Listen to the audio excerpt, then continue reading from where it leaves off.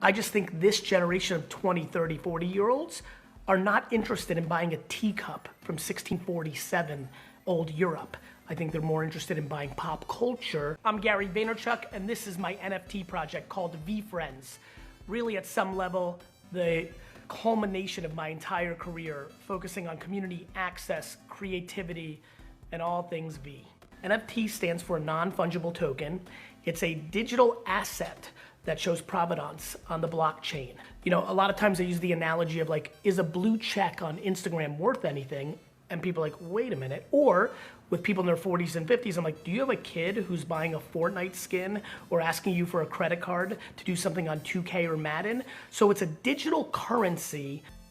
Alternative investing is just a game of time.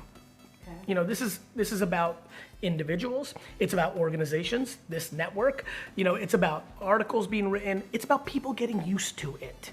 Again, like any technology, cell phones, the internet, video games, it's all the same curve. You have early users and just time, because when it's the truth, it will always win in the end. I'm uncomfortable with predicting, but I am pretty convinced that the NFT thing is here forever. The idea of caring about digital assets, I think only accelerates if you think about the potential of where VR will take society over the next 50 years. This reminds me so much, and I lived it, of where we were with Internet 1999.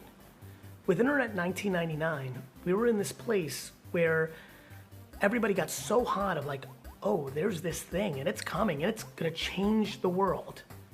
And you saw every internet company go to the moon, go public, all these kids became trillionaires. And then and this audience that's watching this knows better than anybody, then March and April 2000 came and everybody crashed. Most went out of business, and even the ones that were destined to be iconic, like Amazon and eBay, went to incredibly low prices. It's my belief that that's exactly what's gonna happen with NFTs. I believe there'll be a bubble burst, but I believe that more people will be buying NFTs the next day after the bubble burst than they are right this second. The consumer behavior will be different than the economic financial arbitrage game, and that over time, in a 10-year window, and so it will work out for certain projects. And so for me, to be honest, these gray hairs come along with pattern recognition. I'm like in a very fun spot where I'm like, oh man, I can't wait for this bubble to burst.